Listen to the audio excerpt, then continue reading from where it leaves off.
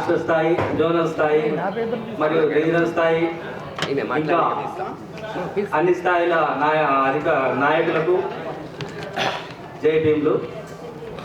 నేను Nalgonda regional deputy secretary. ఈ యొక్క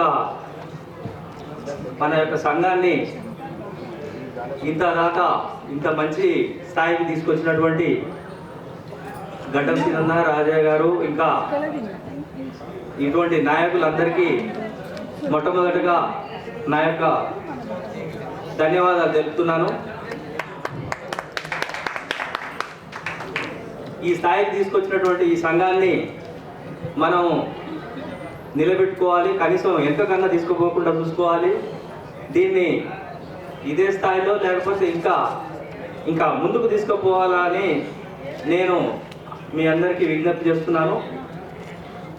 ఏ సంఘమైనా ముందుకు పోవాలి, అభివృద్ధి చెందాలంటే ముఖ్యంగా కావాల్సింది నాయకులు, సరైన సమర్థవంతులైన నాయకులు, మరియు ముఖ్యంగా కావాల్సింది నాయకులు, కార్యకర్తల యొక్క త్యాగాలతోటే ఇది సాధ్యమవుతుంది. త్యాగాలు లేకుండా ఏ సంఘం కూడా అభివృద్ధి చెందదు. ఈరోజు ఇంతకుముందు చెప్పినట్టు ఒక మన నాయకుడు మాట్లాడినట్టు రాజనాయక్ గారు కానీ, శ్రీనివాసన్నకు కానీ ఒక్క ఈఎల్ కూడా లేదు అని చెప్తే మరి ఇదంతా ఇట్లాంటి త్యాగాల వల్లనే ఈ స్థాయిలో నిలబడ్డది. కాబట్టి త్యాగాలు లేకుండా సంఘం ముందుకు వెళ్తుంది అనేటువంటిది ఉట్టి మాటే. అదేవిధంగా త్యాగాలతో పాటు మన యొక్క సహచర సభ్యులు ఉన్నారో వాళ్ళ పట్ల సానుభూతి ఉంటేనే ఇది ఒక సంఘం ముందుకెళ్తుంది.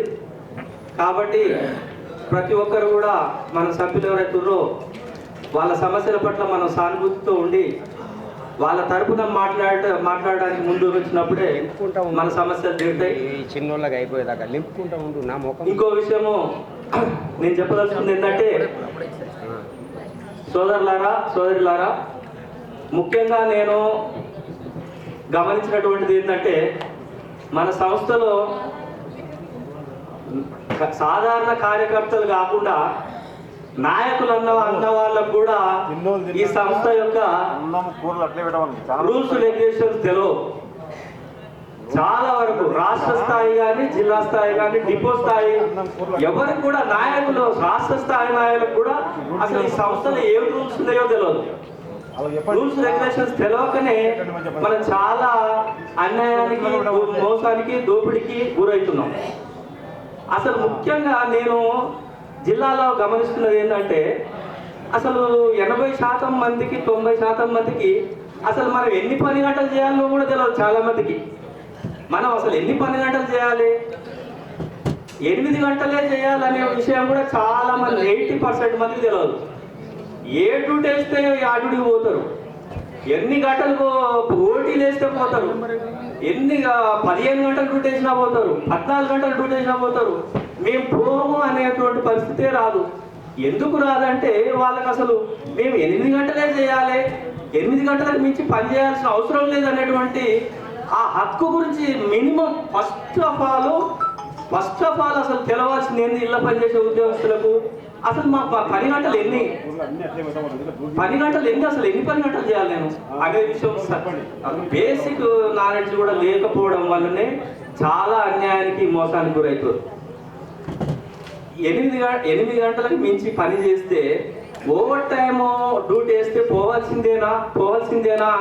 పోవాల్సిందేనేమో అని అనుకుంటారు. కానీ ఓవర్ టైం అనేది అసలు కంపల్సరీ కానే కాదు. ఓవర్ టైం అనేది మనకు ఇష్టం ఉంటే పోతాము, లేకపోతే లేదు. ఓవర్ టైం రిజెక్ట్ చేస్తే నన్ను ఏమన్నా రిపోర్ట్ పెట్టి సస్పెండ్ చేస్తారేమో భయపడుతుంటారు. కానీ అటువంటి రూల్స్ లేవు. ఓవర్ టైం మన ఇష్టం ఉంటే పోతాము, లేకపోతే లేదు. మరి సార్ మరి ఓవర్ టైం వేస్తే నేను డ్యూటీ రిజెక్ట్ చేస్తా అంటే వాళ్ళు ఏమన్నా రిపోర్ట్ పెట్టి అది నన్ను సస్పెండ్ చేస్తే నేను దానికి ఏం చేయాలనేటువంటి సమస్య ఉంటుంది. అయితే మనకు ఐపీఎస్ ఐపీసీ ఉంది కదా, ఐపీసీ ఇప్పుడు దాన్ని బిఎన్ఎస్ గా మార్చారు, భారత న్యాయ సంహిత. భారత న్యాయ సంహితలో సెక్షన్ 146 ఏముందంటే, ఎవరైనా చట్ట విరుద్ధంగా బలవంతంగా పనిచేస్తే, పని చేపిస్తే వాళ్ళ ఇష్టానికి వ్యతిరేకంగా సంవత్సరం జైలు శిక్ష ఉంది. మనను బలవంతంగా మన ఇష్టపూర్తికి వ్యతిరేకంగా బలవంతంగా మనం చట్ట విరుద్ధంగా 8 గంటలు చేయాలి.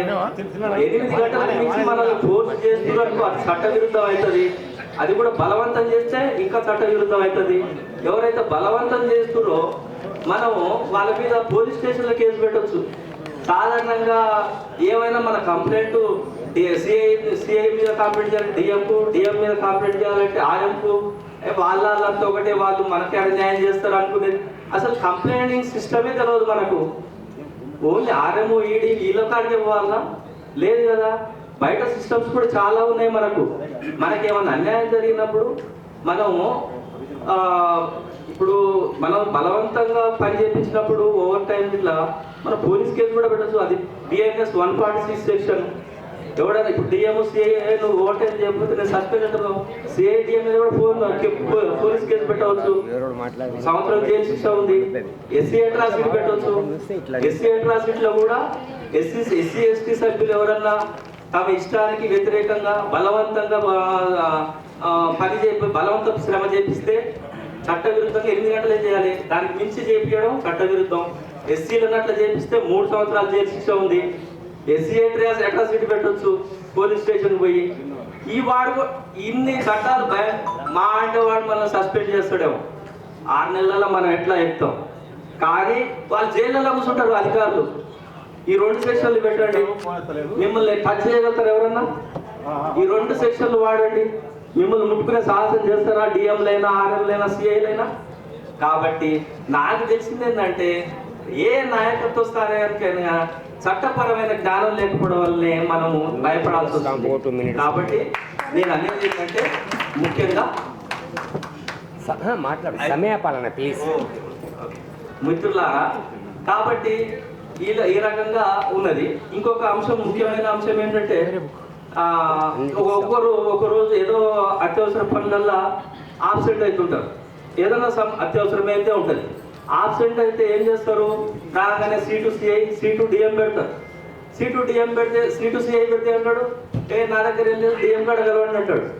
నా దగ్గర ఏం లేదు అని సిఐని కలవండి. అటు ఇటు తిప్పి మళ్ళీ 2 రోజులు అటు ఇటు తిప్పి ఉత్తర్ చేస్తారు. ఉత్తర్ చేసి 3 రోజులకు ఛార్జ్ షీట్ ఇస్తాడు. 3 రోజులకు ఛార్జ్ షీట్ ఇస్తే 3 రోజులకు ఛార్జ్ షీట్ ఇచ్చి మళ్ళీ అవసరమైతే సస్పెండ్ అంట. కాబట్టి మిత్రులారా, ఎప్పుడైనా మనం కనుక ఆబ్సెంట్ ఒక రోజు అయితే కనుక మనం నోటి మాటలతో సార్ నాకు డ్యూటీ ఇవ్వండి, డిఎం కాడికి పోయి నాకు డ్యూటీ ఇవ్వండి అని ఇట్లా తిరగద్దు.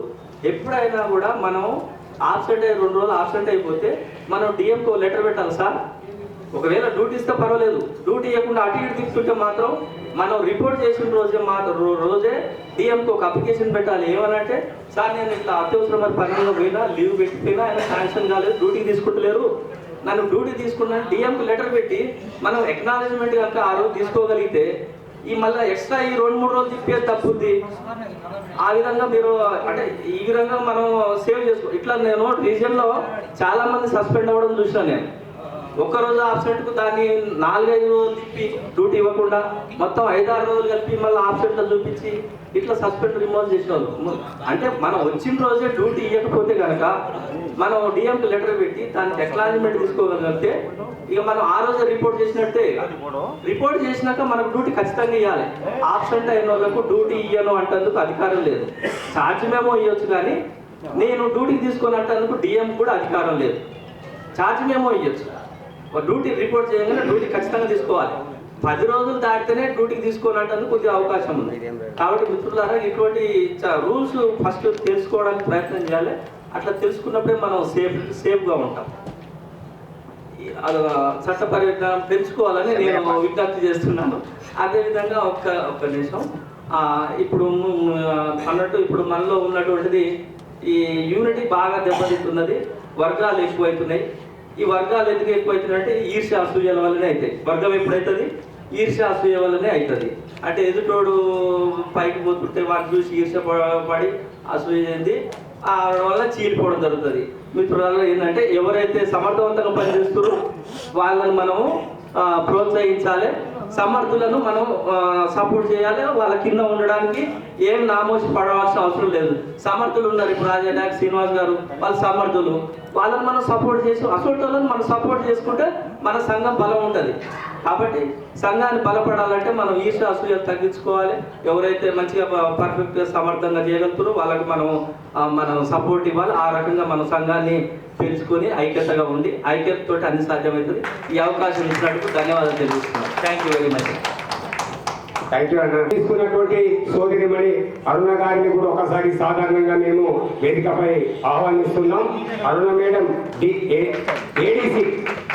ఏడీసీ అరుణ మేడం గారు రావాలా? ఒకసారి గట్టి చెప్పట్లు మేడంతో.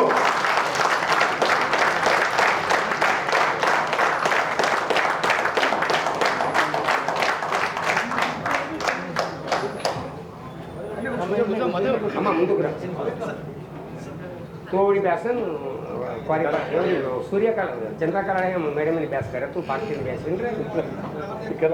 కాదు కాదు నువ్వు అటుకోకు అని చెప్పిన ఆమె అటుకోమంటే నన్ను వదలేదు, మళ్ళీ నన్నే తిప్పేది. సరే సంతోషం. వర్ధిల్లాలి ఆర్టీసీ దళిత ఉద్యోగుల ఐక్యత, ఆర్టీసీ దళిత ఉద్యోగుల ఐక్యత, हाथ उठा के आरटीसी दलित उद्योग ऐक्यत, आरटीसी दलित उद्योग ऐक्यत, आवाज दो, आवाज दो, आवाज दो. Thank you. అతి త్వరలో మీ దగ్గర యువతరానికి పరిచయం చేయబోతుంది. ఇక్కడ గడ్డం, ఇక్కడ భట్టు. మంచి స్నేహితులు, మంచి మిత్రులు. ఇప్పటికీ వాళ్ళ పిల్లలు నాకు వయసులో అయినా కన్నా పెద్దగా గుర్తించి పిలుస్తారు. అమెరికాలో వాళ్ళ బాబు పిల్లలు కూడా కానివ్వండి, నిరంతరం నా ప్రోగ్రాం చూస్తారు. వారు ఒక 2-3 నెలలు మేము అలిగి ఉన్నాం. దాన్ని కూడా నేను ఈరోజు వారి దగ్గర ఆత్మవిమర్శ చేసుకొని ముందుకు వచ్చి ఈ ఒక సంక్షేమ సంఘాన్ని నిలబెట్టాలని, నా ఉద్యోగులకు ఎలాంటి అవమానం జరగొద్దని ఒక ఉద్దేశంతో మేము ముందుకు వచ్చాను. మీ రాజాయనే ఒక్కసారి మీరు ఆలోచించుకోండి. నాకు అవసరమా? వచ్చే నెలలో రిటైర్మెంట్ అవుతున్న నేను సీఎల్కు దూరమై 33 సంవత్సరాలు సర్వీసు పూర్తిగా చేసుకొని మీ ముందుకు వచ్చాం. ఇంకా మీ సేవ చేయడానికి,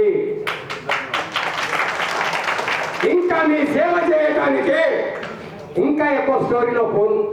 ఈ సంక్షేమ సంఘానికి ఏం చేశాం, ఏం చేయలే, ఎవరితోటి ఎలా మాట్లాడినాం, మేనేజ్మెంట్ని కమిషన్ ద్వారా ఏ హోటల్లో కూర్చోబెట్టాం, అవన్నీ తర్వాత చెప్తాం.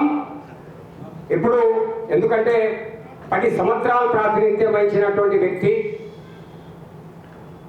వారు 33 సంవత్సరాలు చేసి వారు శేష జీవితంలో అద్భుతంగా ఉండేటువంటి వ్యక్తి కూడా మన ముందు వచ్చి ఒక యువతరాన్ని తయారు చేసి ఈరోజు ఆర్టీసీ దళిత ఉద్యోగుల ముందు ఉంచాలని ఒక సంకల్పంతో, ఒక మంచి ఆలోచనతో సామ్యవాదానికి గోతి తవ్వి, సామ్రాజ్యవాదానికి గోతి తవ్వి సామ్రాజ్యానికి నిలబెట్టాలనే తత్వంతో వచ్చినటువంటి వ్యక్తి గడ్డం శ్రీనివాస్ గారు. వారి సుదీర్ఘమైనటువంటి ప్రసంగం తర్వాత రావాలండి ఎంఎం గారు తమ వేదికపై. సారు దాదా సీనియర్ ఏఎంఎఫ్ ఏకలవ్య వారికి కూడా గట్టి చప్పట్లతో మేము వేదికపై ఆహ్వానిస్తున్నాం.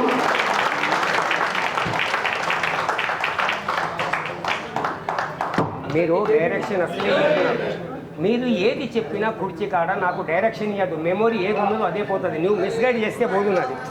మరియు వారి యొక్క ప్రసంగం, వారు చేసినటువంటి కార్యక్రమం, ఈ మూగజీవుల తరఫున మేము వివరించేటువంటి సైన్స్ మేనేజ్మెంట్ దగ్గర ఎలాంటి పద్ధతుల ద్వారా ఈరోజు జాయింట్ మీటింగ్ డిఎం స్థాయి నుంచి రీజనల్ స్థాయి నుంచి కార్పొరేటర్ స్థాయి డైరెక్ట్ ఎజెండా ఇచ్చి ట్రేడ్ యూనియన్ ప్రకారంగా డిపో మేనేజర్ దగ్గర 3, రీజనల్ మేనేజర్ దగ్గర 3, 5 సిపిఎం దగ్గర లైసెన్స్ ఆఫీసర్ కూర్చొని మాట్లాడే ఒక గొంతును ఈరోజు తెచ్చామంటే మీరందరూ కూడా ఆలోచించాలి. మన సామాజిక వర్గాల్లో ఉన్నటువంటి విషయాలను పక్కన పెట్టండి. ఎప్పుడైతే అంబేద్కర్ యువజన సంఘాలు కావచ్చు, ఎస్సీ ఎస్టీ యువజన సంఘాలు కావచ్చు, ఆర్టీసీ ఎస్సీ ఎస్టీ ఉద్యోగుల సంక్షేమ సంఘం కావచ్చు, బయట హక్కుల సంఘం కావచ్చు, 17 మందితో పుట్టుకొచ్చిన సంఘం గంపేడాయటానికి కొయ్యటానికి చాలా మంది ఉంటారు మనోళ్ళు.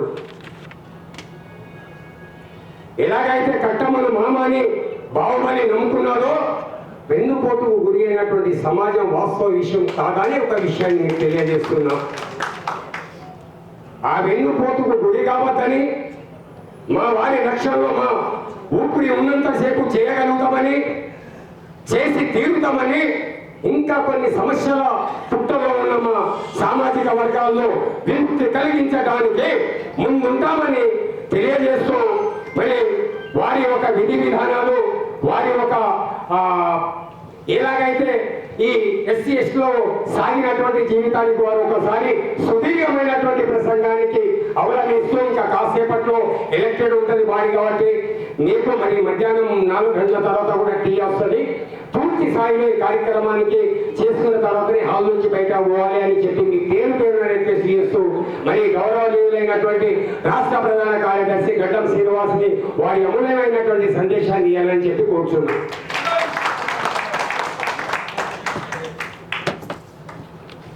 సోదరుల అందరికీ జైవి.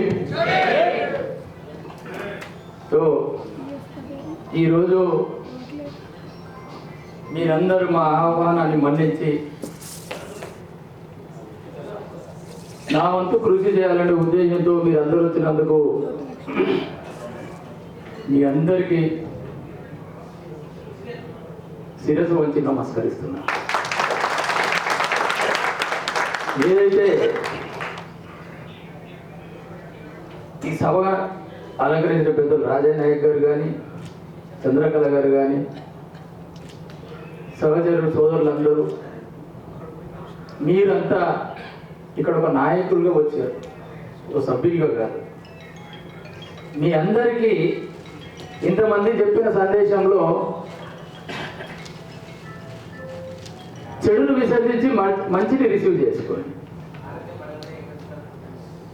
ఈ యొక్క కార్యక్రమానికి ఎంతో మంది ఎన్నో వాట్సాప్లలో రకరకాల పోస్టులు చేసిరు.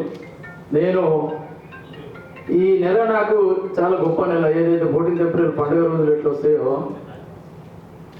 ఈ మేలనే నా బర్త్డే, నా మ్యారేజ్ డే, నా రిటైర్మెంట్ డే, మళ్ళీ 30 సంవత్సరాల పైచలకు సంఘంలో చేస్తున్నా అది కూడా రిటైర్మెంట్ నేనే ప్రకటించుకుంటున్నా. అది కూడా మేలనే కాదు. ఇలా కొంతమంది నాయకులు అంటున్నారు, మరి తెలిసి అంటున్నారో తెలియకంటున్నారో వాళ్ళ విజ్ఞతకి వదిలేద్దాం. అన్నా నువ్వు రిటైర్మెంట్ అయ్యి ఇంట్లో అయ్యి కూర్చొని రెస్ట్ తీసుకోక నీకు ఎందుకన్నా ఈ బాధ అంటే, నాకు బాధలు ఉన్నాయని మీకు ఎవరికి చెప్పింది? నా ఇంట్లో నేను రెస్ట్ తీసుకుంటున్నా, నాకు లేదురా బాబు అంటే నీ ఇంటికి వచ్చేది నేను అడగలేదు కదా. ఏ పోస్టులు పెడుతున్నా నాయకులకు చెప్తున్నా, ఏనాడు తన సంఘానికి తను అనుభవిస్తున్న ఈ యొక్క సుఖ సంతోషాలకు తన కుటుంబాన్ని ఒక దర్జాగా తీసుకొస్తున్న ఆ మహానుభావుడు చేసిన త్యాగాలకు నీ రుణం తీర్చుకోవడానికి కించిత్ 0.1% కూడా నువ్వు సేవ చేయకుండా చేసే వాళ్లకు దిప్పిపొడచడం. అయితే మొన్న కమిటీ ప్రకటించిన తర్వాత రకరకాల ఊహాగానాలు, రకరకాల తొందరపాటు నిర్ణయాలు ఇవన్నీ జరుగుతుంటే ఎవరేం చెప్పినా నాకు అవసరం లేదు, ఈ సంఘం ఎంత చేసినా వీళ్ళు మార్పు రాదన్న ఉద్దేశంతో నేను సైలెంట్ అయిపోయాను. నాకు వద్దులే ఇక ఒకసారి కమిటీ ప్రకటించడం, వాళ్ళకు రికగ్నైజ్ లేకున్నా మన సంఘం తీర్మానం చేయకుండా వీళ్ళు పోతున్నారు. రేపు పొద్దుగల మీరు జిల్లా నాయకులను ఎట్లా మీరు చేస్తారు? ఇలా ప్రకటన చేసినంత మాత్రాన అధికారాలు ఎవరు ఇవ్వాలి? మీకు సంఘం ఒక నిర్ణయం తీసుకోవాలి. సంఘం తీర్మానం చేసి మీకు ఆథరైజేషన్ లెటర్ ఇచ్చి ఒక పండుగ వాతావరణంలో ప్రతి రాష్ట్ర కమిటీని మన ఎండి గారి దగ్గర పరిచయం చేసే ఆనవాయితీ మనకున్నది. ఈరోజు మరి కృష్ణ గారిని నేను కమిటీ పరిచయం చేశాను. కమిటీని పరిచయం కాదు, అనౌన్స్ చేసినాం, అది వాస్తవం. నేనేమన్నా ప్రజాస్వామ్యబద్ధంగా ఎన్నుకుందాము, మీకు తొందరపాటు అంటే మళ్ళీ శ్రీనివాస్ ఎవరికి చెప్తే వాళ్ళకి పోస్టులు వస్తాయేమో మాకు రావనే తొందరలో నేను ఒక బిజినెస్లో నా బిజీలో నేనున్నా. నా దగ్గరికి 10 సార్లు వచ్చి లాలయ్య గారు కానీ కృష్ణ గారు కానీ ఆయన పాకాల ప్రభాకర్ వీళ్ళందరూ వచ్చి నా బిజీని డిస్టర్బ్ చేసుకుంటూ నన్ను కొంచెం ఇబ్బంది పెడతారు. పోనురా బాబు మీకేంది ప్రకటన చేయమంటే చేస్తా, కానీ ఇది మళ్ళీ ప్రజాస్వామ్యబద్ధంగానే ఎన్నుకోవాలి. మీరు నేను చేసే ప్రకటన ఎట్లా ఉంటుందంటే, రాష్ట్ర నాయకత్వము ఈ టీంకు సపోర్ట్ చేస్తుంది, మీకు ఎవరైనా అపోజ్ చేసి ఇంకొక టీం తయారైతే మనం ఎలక్షన్ ద్వారా పోవాలి, అది ఎవరైనా కానీ అని నిర్ణయంలో వాళ్ళను కమిటీని ప్రకటించడం జరిగింది. ఆ ప్రకటనను పక్కకు పెట్టేసి ఇప్పుడు మెర్జ్ చేయమంటని చెప్పి, అయితే ఏదైతే నమ్మకంగా కమిటీ మెర్జ్ అయినా అనే పేపర్లో కృష్ణ గారి మీద ఉన్న నమ్మకంతో నేను ఏది చూడకుండా చదవకుండా సంతకం చేసేసిన వెనక సైడ్లో ఉంది, వైట్ పేపర్ లేదు. ఎందుకంటే ఆయన మీద నాకు అంత అపారమైన నమ్మకం. కానీ ఆ నమ్మకాన్ని ఆసరా చేసుకొని నవ్వుతో పోసిన ముక్కు ఏడ్చినా రాదన్నట్టు అయిపోయింది నా పరిస్థితి. ఈరోజు నీకు కమిటీ పరిచయం చేసినప్పుడు ఏప్రిల్ 3 అన్న పూర్తి కమిటీని వేయాలి, ఈసీని పిలవాలి, ఈసీని పిలిచిన తర్వాత అక్కడ నిర్ణయం తీర్చుకోవాలి. తీసుకున్న తర్వాత ఎవరెవరు దుడ్డు ప్రకటన అయితే చేసినా, ఒకవేళ ఎలక్షన్ అన్నప్పుడు నేను నీకు సపోర్ట్గా ఉంటా, నేను ఎక్కడ పోను, నువ్వే సెక్రటరీ. ఇప్పుడు ఇక్కడ ఉన్న ప్రతి ఒక్కరు ఇంచుమించు నేను ఎవరిని కూడా సంఘానికి రాంగ్ వేలో పోతే అందరినీ మందలించినండి, ఎవరి రాజన్నతో పాటు మందలించినండి. ఏదో నేను ఆశించి నాకేదో కావాలని కాదు.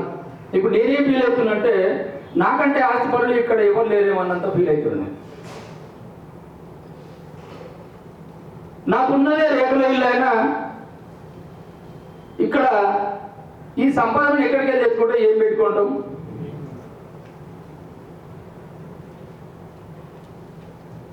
ఎవరికి ఏ అంచనా వేస్తారు ఇక్కడ మీరు? ఇది నా ప్రాపర్టీ. ఏదైతే ఈరోజు బాబాసాహెబ్ అంబేద్కర్ గారు ఆయన ఒక కాలు బోటిలో 1 కోటి భాగాలు చేసినా నేను ఒక భాగానికి సరిపోను. అలాంటిది ఆయన సిద్ధాంతాల ఒక వారసునిగా సేవ చేస్తున్నాడే తప్ప నేనేదో నాయకునిగా ఎదగాలనో ఒక ఎమ్మెల్యే కావాలనో ఎంపీ కావాలనేది కాదు. ఇక్కడ స్వచ్ఛందంగా నాకున్న 3 పిల్లలు, మనం ఏం కోరుకుంటాం పిల్లల్ని? మీరు నాకు పెట్టకపోయినా సరే కానీ నన్ను అడగకుంటే బాగుంటారా బాబు? అదే కదా మనం కోరుకునేది. మన పిల్లలు బాగా చదివి ప్రయోజకులు అయితే అంతకంటే సంతోషం ఏం కోరుకుంటాం, వాడు పెట్టకపోయినా సరే. ఈరోజు వాడు ఇంట్లో కూర్చొని రెస్ట్ తీసుకోవాలంటే నా సమాజం కోసం నేను కంకణబద్ధులై ఉన్నా. ఈరోజు 15వ తారీఖు నా మ్యారేజ్ డే. నా భార్య పోయి అమెరికా, నేను ఇక్కడ, పిల్లలు అక్కడే, ఒక్క బిడ్డ ఇక్కడ. ఇన్ని పెట్టుకొని నా బిజినెస్ పక్కకు పెట్టి అవన్నీ చేసుకొని సంఘం ఏమవుతుంది, ఎక్కడ పోతుంది అనే ఆలోచనలో ఉన్నప్పుడు మన సుందర్ కల్వకుంటలో మీటింగ్ పెట్టినప్పుడు ఆ రోజు రాజన్న నేను పోయినాము. ఇక ఆయన అప్పటికి నేను కోప్పడి తిట్టి, ఇక నువ్వు వద్దు, నాకు నీ సంఘం వద్దు, మీరు ఏట్ల వాడు అంటే చెప్తాను చేసి నేను ఇక తాగదని చెప్తాను చేసి, ఈరోజు నేను బుద్ధిమంతుని, మందు మనం తాగలేదు, మనం మందు తాగదు కదా, వీళ్ళని మందు తాగింది ఇష్టపడాలి చేసుకున్నారు. అలాంటి నాయకులు ఈరోజు ఒకరినొకరు దెబ్బ పొడుచుకొని ఒకరినొకరు ఇది చేసుకొని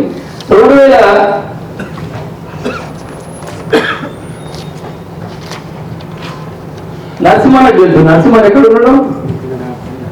అక్కడ పోయినా. ఈ విషయాలు సీనియర్ నరసింహ గారు ఇంతకుముందు స్టేజ్ మీద మాట్లాడిన గొంతు ఇదే ఇది అన్నట్టు అక్కడ ఆయనకి ఇవన్నీ బాగా తెలుసు, కానీ చెప్పాడు భయస్తుడు. 6/2011/2016 కత్తుల యాదయ్య గారు ఇప్పుడు ఈరోజు మొన్న అందరు కలిసి దొంగలు కలిసి ఊరు పాడు చేసినట్టు పంచుతిన్నట్టు మాట్లాడితే రాజయ్య నాయక్ గారు 2006/11/2016 మనసులో ఉన్నదాన్ని తొలగించకుంటే అది ఎప్పటికైనా మనని ఒకటిగా ఉండనివ్వదు. మీరు బీజేపీకి రాకున్న సంఘం చీల్చకుండా సమాజాన్ని నాశనం చేయాలని మిమ్మల్ని కోరుతున్నాను. నేను ఒక యూనియన్ జనరల్ సెక్రటరీని.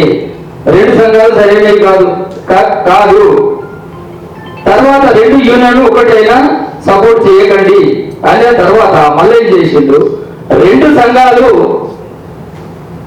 ఒకే నంబర్ 2 నంబర్ల మీద సంఘం నడవకూడదు, అది కరెక్ట్ కాదు, అది ప్రాసెస్ కాదు, దాని మీద టెక్నికల్ ప్రాబ్లమ్స్ వస్తాయి, లెటర్ ప్యాడ్ మీద ఒకటే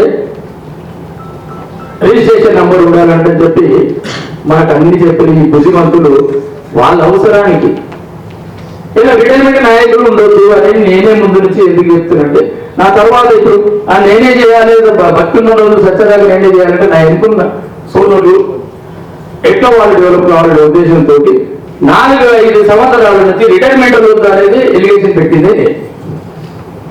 మొన్న నాకు మీటింగ్ పిలిచిన తర్వాత కూడా, సార్ నేను రిటైర్మెంట్ అయినా ఈ ఎలిగేషన్ నేనే పెట్టినా, మీరు స్టేజ్ మీదకి రమ్మన్నా కోటింగ్ దగ్గర రోజు నేను రాను.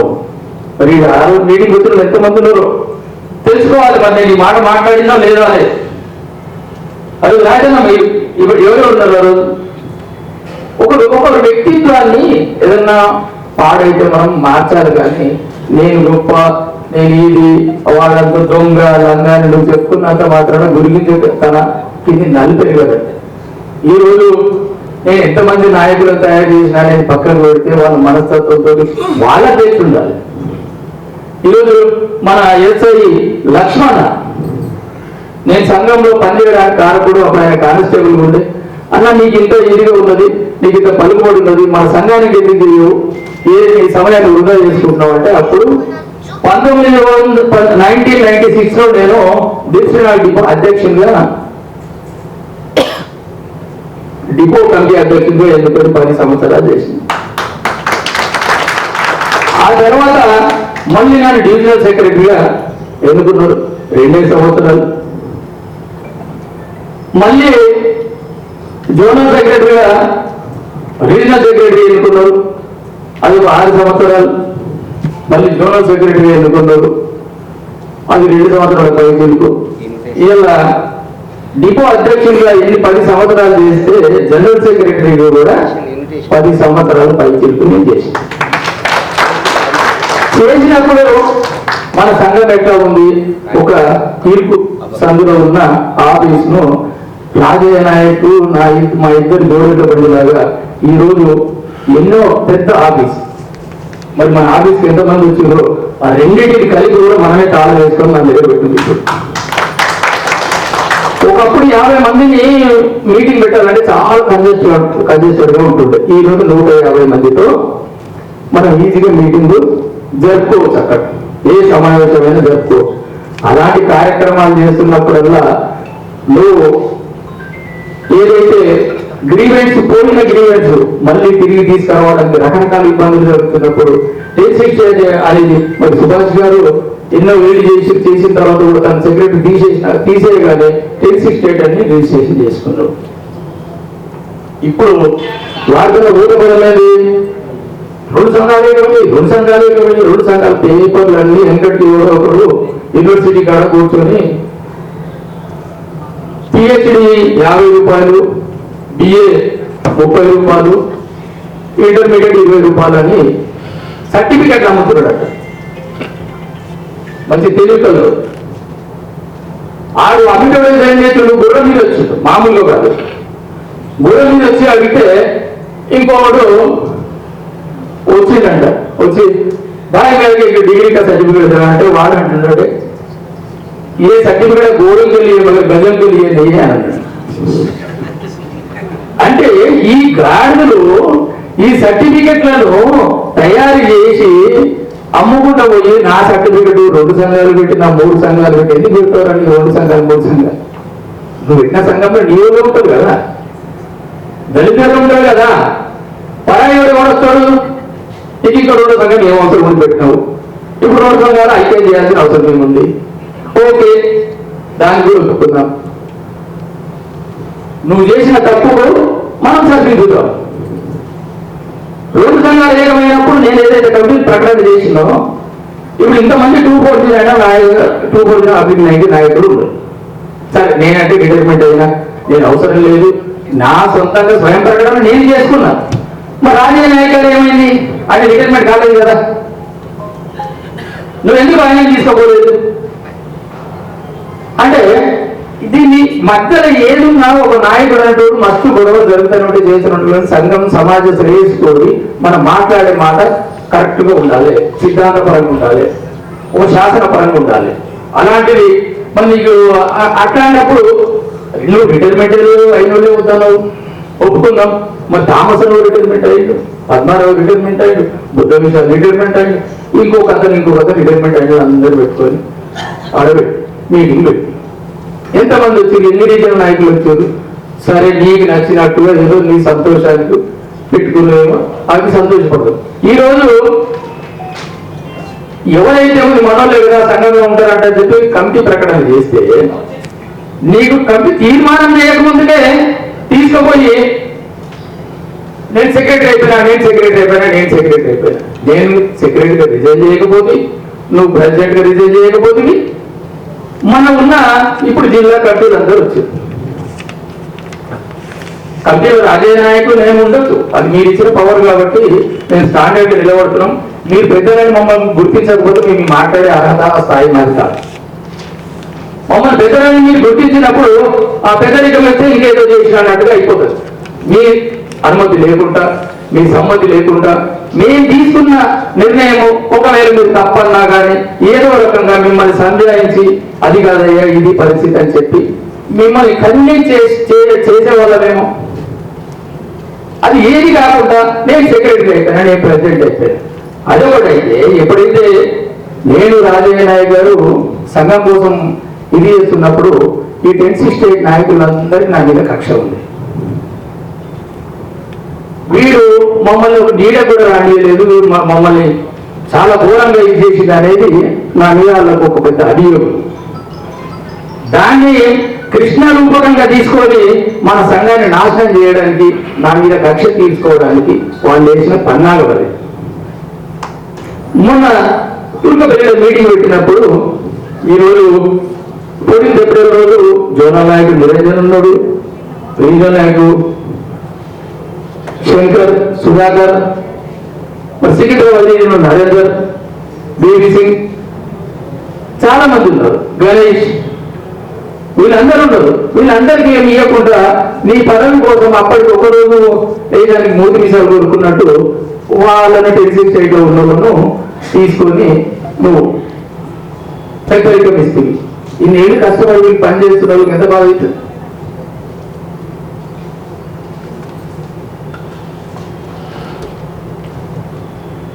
అన్న ఈ పరిస్థితి జరుగుతుంది, ఏం చేయాలి? సమయాన్ని పాటించండి, తొందరపాటు నిర్ణయం తీసుకోకూడదు. ఏది ఏమైనా అది మన పెద్ద పండుగ. మీరు ఎవరు మీరు అలిగిపోతున్నారు? మీరు అలిగిపోతే మీరు నాయకులు ఎట్లయితారు? అలిగిపోవద్దు, అది మన దేవుని పండుగ. ఆ పండుగ మనం చేసుకోవాలి అని చెప్పి అందరికి సంజాయించి మళ్ళీ వాళ్ళని అక్కడ పోయేటట్టు ప్రయత్నం చేసి అట్లా ప్రయత్నం చేస్తే ఈరోజు నా మీద చేతికాయలు కొడము శ్రీనివాస్ ఇట్లా అంటే అట్లా అంటే నువ్వు ఏం చేసినా ఏం కదా, సమాజం చూస్తుంది. ఇలా ఒక కమిటీకి బాధ్యతలు అప్పచెప్తున్నా. ఆర్థిక లావాదేవీలు మన బయలాలో ఉంది.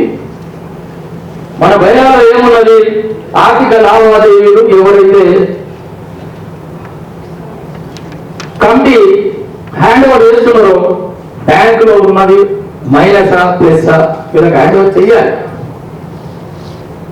2010 2014లో అధ్యక్షుడిగా రాజయ్య నాయక్ గారు, సెక్రటరీగా పద్మారావు గారు ఉన్నారు. అప్పుడు నేను జోనల్ సెక్రటరీగా ఉన్నాను. జోనల్ సెక్రటరీగా ఉన్నప్పుడు 1,20,000 రూపాయలు సంఘం ద్వారా 500 మెంబర్షిప్ అంటే చెప్పి వసూలు చేసి కత్తుల యాదయ్య గారికి అప్పచెప్పడం జరిగింది. అది బ్యాంకులో వేసుకున్నారు. మరి వీళ్ళు అడగలేదు.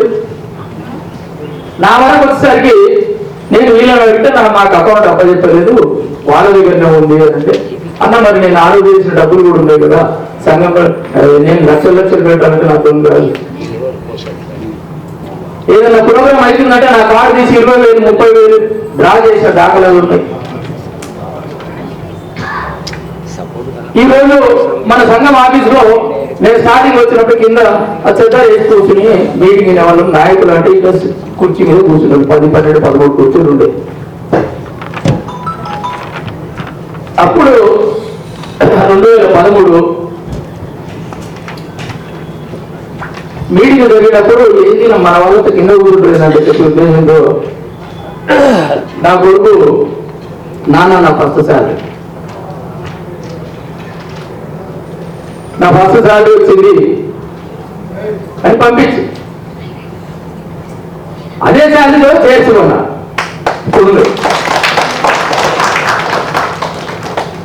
అదే అతను ఇచ్చిన శాలరీలో చేర్చుకున్నా. ఈరోజు ఆ తర్వాత నేను మొన్న తర్వాత సోదరుడు వెంకటేశ్వరుడు ఇక్కడ సిస్టర్ సూపర్ వెళ్ళిపోయినా రాష్ట్ర నాయకుడు కాబట్టి వెంకటేశ్వర వీళ్ళందరూ కలిసి మళ్ళీ ఒక 20 చేయాలి. ఈ రోజు 60-70 చేయాలి మన ఆఫీస్లో ఉన్నాయి. ఏమంటారు, నేను ఇది అమ్ముకున్నా, నేను సంఘానికి ఆ సేవ చేసినా, నేను ప్లాట్లు అమ్ముకున్నా, ఏది అమ్ముకున్నా, నువ్వు ఏది అమ్ముకున్నావు ఈ రోజు ఒక సోదరుడు చెప్పినాడు ఏది లేదు నాకు. నా సర్వీస్ లో 34 సంవత్సరాలు నా సర్వీస్ లో నాకు ఎక్కడ డిఎస్ లేదు, ఒక మెమో లేదు, ఎలాంటివి లేవు. నాకు లాస్ ఆఫ్ పే అంటే నో వర్క్ ఆబ్సెంట్ ఇచ్చాను. నా ఇంక్రిమెంట్ బ్యాక్ ఒక ఇయర్ లేదు. అయినా నేను ఎప్పుడు బాధపడలేదు. ఈరోజు ఇంటికాడ కూర్చొని వాడు గుడిలో కొంతమంది ఇంటికాడ కూర్చుంటే నువ్వు రెస్ట్ తీసుకోరాదన్నా, నీ భార్య పిల్లలు నన్ను మంచిగా చూసుకోరాదన్నా అంటే, నా భార్య పిల్లలను చూసుకోకపోతే నీ భార్య పిల్లలను చూస్తా అంటారు. ఇప్పుడు కామెంట్ పెట్టేటప్పుడు అది చెప్పాలి. ఈ మాట మాట్లాడేటప్పుడు నాకు ఇంత వయసు వచ్చింది, ఇప్పుడు 2 రోజులు అయితే 61 సంవత్సరం నిండిపోయి 62 సంవత్సరం ఉన్నారు. 19th బర్త్డే 62 సంవత్సరంలో ఎట్లా నా భార్య పిల్లలను చూసుకోవాలా, నా మన్మలను చూసుకోవాలా, మందలను చూసుకోవాలని నాకు తెలియదు. కామెంట్ పెట్టేటప్పుడు నేను ఏమనాలి, కానీ అది కూడా అనొద్దు, అది కూడా సోదరుమని. కాబట్టి మీ మూర్ఖత్వానికి మనం నోరు జారిపోతుంది. అప్పుడప్పుడు సోదరుమని అనేదా భావించద్దు. ఏదైతే ఎప్పుడైనా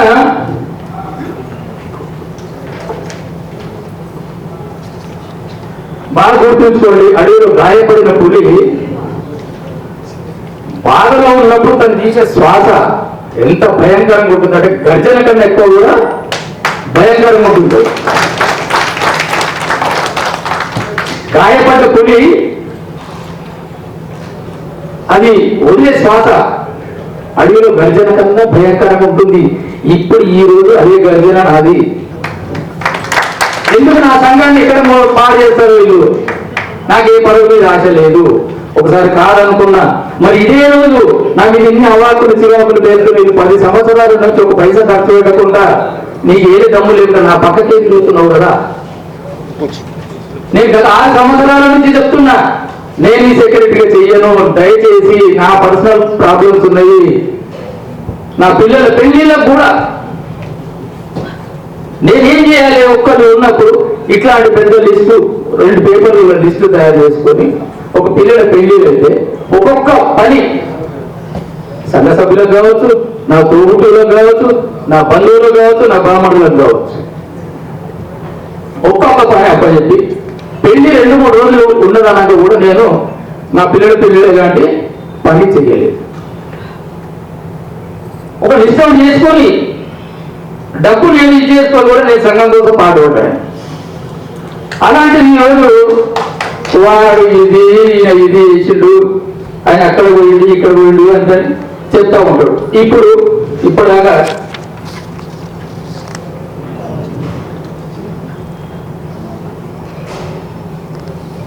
ఈ కమిటీల విషయాలు ఇవన్నీ అయితే నా ఉద్దేశం ఏంటంటే ఇంత ముందుకు పెద్ద నాయకుడు మన ఆయన కూడా గొప్ప నాయకుడు ఎక్కడ మహాసభలు పెట్టిండు, ఎక్కడ తీర్మానాలు చేసిండు అని అంటే ఎన్నిసార్లు మన సంఘం మెర్జ్ అయింది, 6 సార్లు మెర్జ్ అయినప్పుడు 6 సార్లు నన్నే జనరల్ సెక్రటరీగా తీర్మానం చేసిన మినిట్స్ బుక్ ఇది. నేను అప్పుడు కూడా చెప్తున్నా, ఈ మినిట్స్ బుక్ అప్పుడు కూడా నేను చెప్పింది ఏంటంటే నాకు ఇట్లా వద్దు, మీరు ఏది చేసినా ఎలక్షన్ ద్వారా మాటికి నామినేటెడ్ పోస్ట్ వద్దని చెప్పి ఎలక్షన్ ద్వారా ఏ రోజు केल नायक फोन बंद कर ले घास को टीवी बंद हो हमें मालूम है कि होगी नहीं ठीक है फोन तो आरोप 28/3/2018 ఆ రోజు కూడా నన్ను ఏకగ్రీవంగా తీర్మానం చేసి మళ్ళీ నువ్వే ఉండాలి సెక్రటరీ అని. మొన్న ఎల్లినగర్లో 2024-22 మళ్ళీ నన్నే ఉండాలని చెప్పి తీర్మానం చేసి 2014 వాళ్ళందరూ తీర్మానం చేసి అదంతా ఆ రోజు కూడా చెప్పాడు వద్దయ్యా ప్రజాస్వామ్యంలో తెలంగాణ ఎలక్షన్లో కూడా అంటే నేను ఇన్ని 6 సంవత్సరాలు జనరల్ సెక్రటరీ అప్పటికి 6 సంవత్సరాలు ఉన్నా వద్దు, ఎవరైనా ఒకరికి యువకులు రావాలి, వాళ్ళ వెనుక మనం పోయి పనిచేసి వాళ్ళకు ఒక మద్దతు ఉండాలి, ఒక పని నేర్పియాలి, ఎప్పుడు మనమే అంటే కాదని చెప్పి ఆ రోజు కూడా చెప్పిన. ఈరోజు ఎన్నిసార్లు మీటింగ్ పెట్టాం అని అంటే నేను జనరల్ సెక్రటరీగా ఉన్నప్పుడు రాజయ్య నాయక్ గారు అధ్యక్షులుగా ఉన్నప్పుడు 2014లో ఫస్ట్ మహాసభ హైదరాబాద్ లో ఏర్పాటు చేయడానికి ముఖ్య కారణం. అలాంటి మహాసభ ఇప్పుడు ఈ రోజు మినీ మహాసభ అనుకున్నది. ఈ సభ జరుగుతున్నప్పుడు మేము ఏదైనా చేయాలంటే టెన్సిస్టేట్ వచ్చి ఏదైనా గ్రీవెన్స్ కోసం మాట్లాడాలన్నా వాళ్ళు రావడము, మాకు యాంటీగా కాంప్లైంట్ చేయడము, మాది కాదు వాళ్ళకే ఎట్లిస్తాం, మాకే గ్రీవెన్స్ ఇవ్వండి. హైదరాబాద్ తీసిన సెక్రటరీ శంకర్ గారు ఎక్కడ ఉన్నారు? శంకర్ బాగా తెలుసు ఇక్కడ. శంకర్ బాగా ఎన్ని రకాలుగా ఇబ్బందులు పెడితే అక్కడ యాజమాన్యం దగ్గర ఎలాంటి ఫైటింగ్ చేసినాము. మళ్ళీ శంకర్కు అదే గ్రీవెన్స్ అన్ని జిల్లాలో ఇచ్చినాక కూడా ఇవ్వకపోతే అప్పుడు గ్రీవెన్స్ మీటింగ్ ఇతనికి ఆ రీజనల్లో గ్రీవెన్స్ మీటింగ్ తీసుకున్నా. నువ్వు ఎన్ని మహాసభలు పెట్టావంటే నీవు ఇలా కత్తుల యాదయ్య అనే వ్యక్తి, సుద్దాల సురేష్ అనే వ్యక్తి ఎప్పుడో 1947లో మీరు యూనియన్ పెట్టుకుని ఇప్పుడు దాకా జనరల్ సెక్రటరీగా ఉంటున్నారు. మీ తర్వాత వద్దా మీరు శాశ్వత ట్రస్టీలా? మీ తాత ఇచ్చిందా, మీ తండ్రి ఇచ్చిందా? నువ్వు పోయిన తర్వాత నీ కొడుకు తర్వాత నీ మన్మంత. మీరెందుకు ఇన్ని రోజులు 12 సంవత్సరాల నుంచి మీరే సెక్రటరీగా మాట్లాడుతున్నారు? నువ్వు అంతా ఇంత చెంద వసూలు చేస్తున్నావు. ఈ సంఘంలో ఏ సంఘంలో చెంద వసూలు చేసిన దాఖలాలు, ₹1 ఇచ్చిన దాఖలాలు చెప్పి మనం గడుపుతున్నావు. ఇద్దరు అదే పని చేస్తున్నారు. మళ్ళా గురికి నలుగురి కదా అన్నట్టు 10 సంవత్సరాలు ఉంటుందంటే నేను ఎవడు చూసుకున్నాడు? నేను ఏడుంటున్నా? నా ఎమ్మడున్నప్పుడు ఆనాడే నువ్వు 10 సంవత్సరాలు ఎదుర్కొంటావు అన్నా, ఇంత ఇబ్బంది ఎదుర్కొంటావు, నేను సెక్రటరీ ఉంటాను అన్నది. అయ్యి లొలి పంచాయతీ లేదు కదా. ఈ లొలి పంచాయతీ ఎక్కడ ఎందుకు వస్తుంది? ఈ నేను కష్టపడి ఒక ఇంటికి నిర్మాణం చేసుకున్నాం, ఆ ఇల్లును కూలదోస్తున్నది, ఆ ఇల్లు కూలిపోతుంది, దాన్ని కూలిపోకుండా ఆపాలనే ఉద్దేశం ఈ మీటింగ్ లో ఇచ్చే సందేశం. రేపు వాళ్ళు నా మీద ఖర్చులు పట్టి నా సమాజంలో మట్టి కొట్టే నేను ఊరుకోమంటారా? నా మీద ఖర్చు ఉంటే నన్ను ఒక్కరిని ఇచ్చేయట్రా. నేను రెడీ ఉన్నా, నీకు దమ్ము పెట్టుకుందా? ఒక గణ శ్రీనివాస ఖర్చు మన సంఘం ఎందుకు? కృష్ణ అమాయకుడు. నేను ఓపెన్ గా చెప్తాను మీకు. ఇప్పుడు కృష్ణకు వాస్తవాలు తెలియదు. ఆ ఊపిలో కూరుకుపోయి ఆ ఊరిలో కూరుకుపోయి ఆ దరిద్రాన్ని నిమ్మడెత్తుకొని తిరుగుతున్నాడు. ఇప్పుడు ఎంతో మంది సంఘానికి సేవ చేసిన మన సోదరులు యువకులు ఉన్నారు. ఇప్పుడు అందుకే ఆ కమిటీ ఎక్కడ కూడా రికగ్నైజ్ కాలేదు. నా మీద పోలీస్ కేసులు ఎక్కడ? వరంగల్. ఇక్కడ హైదరాబాద్ లో కృష్ణ మీద, నా మీద, రాజా నాయక్ మీద కేసు.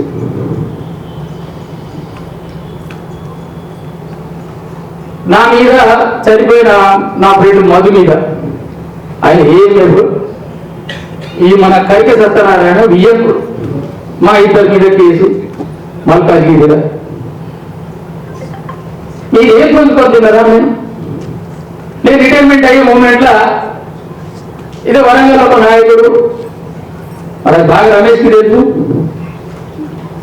ఆ నాయకుడు నా మీద ఎన్ని ఎంక్వైరీలు, ఎండి ఎంక్వైరీ, విజిలెన్స్ ఎంక్వైరీ, ఏ ఎంక్వైరీ కూడా ఏమి చేయలేకపోయిందని.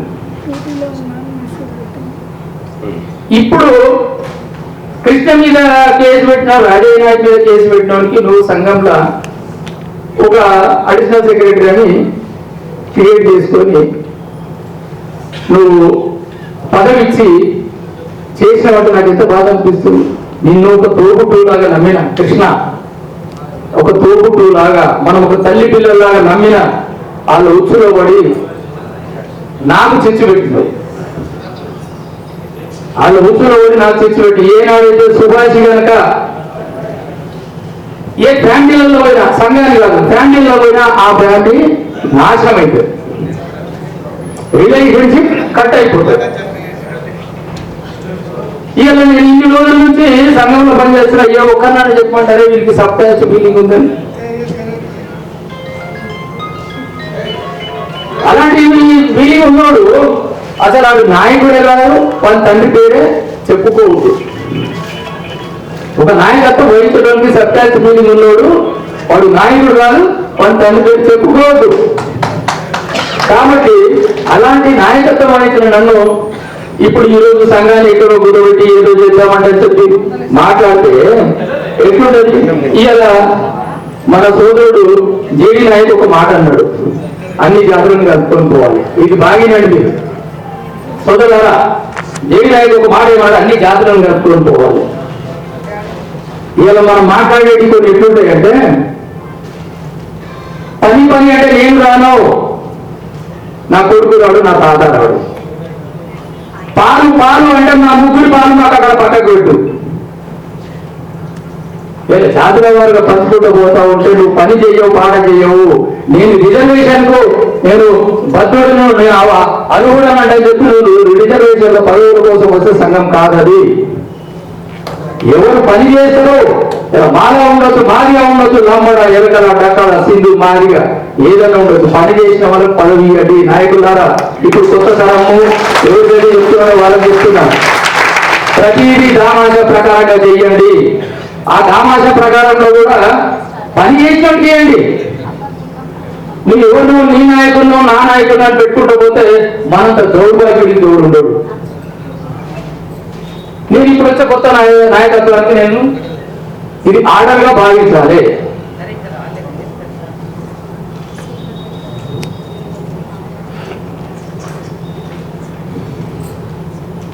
ఇప్పుడు ఎన్నో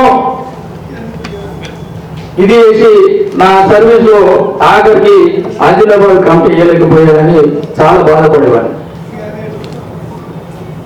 అన్ని రీజన్ల కమిటీ తిరిగి వేసినా కానీ ఫస్ట్ టైం నేను ఆదిలాబాద్ ఇప్పుడు కూడా చూడలేదు.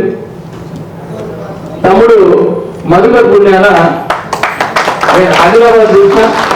నా సర్వీస్ లో తెలంగాణలో ఉన్న 11 రీజన్ల కమిటీ చేసిన. సభాముఖంగా తమ్ముడికి నేను హ్యాట్సాప్ చెప్తున్నా, నీ సహకారం వల్ల నా కోరిక నెరవేరి అన్ని జిల్లాల కమిటీలు వేసింది. రాజయ్య నాయక్, గడ్డ శ్రీనివాస్ ఆధ్వర్యంలో రిటైర్మెంట్.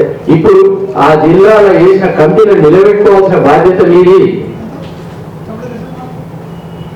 ఎక్కడైనా ఒక బిల్డింగ్ కాదు, కనీసం కమ్మల గుడిసె ఏదైనా ఇది మన కుటుంబము అనేది అక్కడ చూపించి మీకు హ్యాండ్ ఓవర్ చేస్తున్నాము.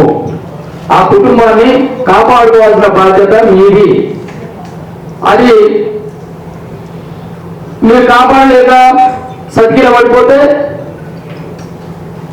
ఇక్కడ ఉన్నదే చూసుకుంటున్నారు. ఇప్పుడు ఏదైతే కృష్ణ గారికి వాళ్ళకి అక్కడ ఇచ్చిన కమిటీ పండగ తిరుగుతుంది, మీకు కూడా అదే పరిస్థితి వస్తుంది. అది లెక్క గమనంలోకి తీసుకోవాలి. ఇప్పుడు గణేష్ గారు అన్నారు నా కారు ఎక్కినప్పుడు, ఇప్పుడు గణేష్ గారు లాగా మంచిగా గొలుసు ఏమైనా గొలుసు పడితే లక్షలు వస్తాయి. నాకు అట్లా కూడా ఎక్కడున్నాడు గణేష్? గణేష్ ఇప్పుడు గణేష్ వాళ్ళ ఏం చేస్తారు, మా నాయనమ్మ వాళ్ళు మాకు ఏం చేయలేదు. ఎక్కడ పెద్దం అరుణ అక్కడ ఎందుకు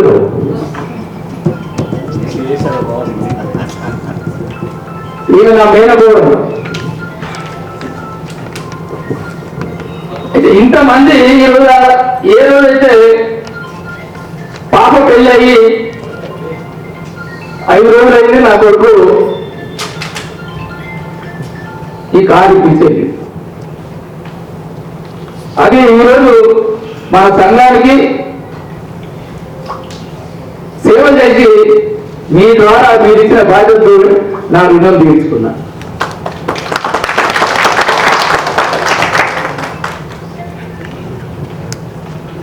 ఇప్పటిదాకా అన్నాడు సోదరుడు రమేష్ అన్నాడు, అన్న శేష జీవితం కూడా మాతో పాటు ఉండాలని. మీకు సభాముఖంగా నేను విన్నవిస్తుందంటే నా గొంతులో ప్రాణం ఉన్నంత వరకు మీతోనే ఉంటుంది. నేను ఎక్కడ పోను.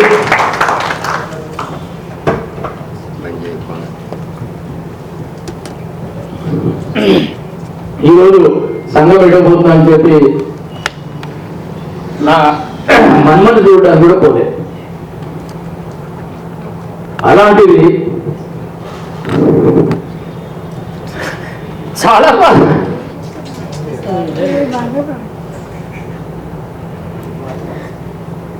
ఒక్కడొక్కడు పెట్టున్న కామెంట్స్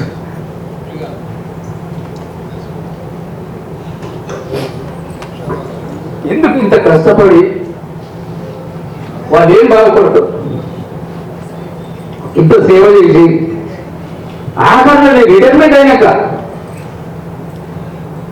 ఒక్కొక్కరు పెడుతున్నా చీడపడు అది ఇది అని చెప్పి వాడు రిమూవ్ అయితే వాడు సస్పెండ్ అయితే నా తోబుట్టులు అంటే నేను పోయి ఎన్నో చేస్తే ఇవాళ మియాపూర్ స్టాచ్యూ విషయంలో కూడా వాళ్ళు పోలీస్ స్టేషన్ లో బయటికి తీసుకొచ్చి నేను వాళ్ళకి భోజనాలు పెట్టి ఇదే నాకు అప్పుడు పాత కారు ఇండికా కారు ఉంది, ఆ ఇండికా కారులో పోయి ఆడనగరు వాళ్ళని అన్ని సేవలు చేసి వచ్చిన.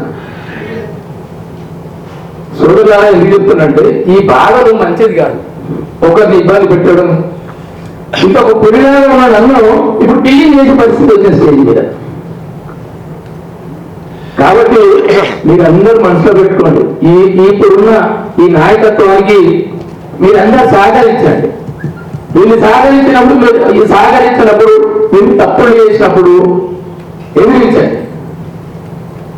ఎదిరించి సంఘాన్ని బలోపేతం చేయండి. యువ నాయకత్వం అంత వస్తుంది. మీరందరూ మీ సహకారం లేకపోతే ఈ సంఘంలో ఎవరు కూడా ఏం చేయలేరు. కాబట్టి నాకేందుకు ఎవరో చేస్తాడు, నేను నాకున్నది కదా అంటే చెప్పి ఇళ్ళలో కూర్చోకండి, హాయిగా ఊపిరి తీసుకోకండి.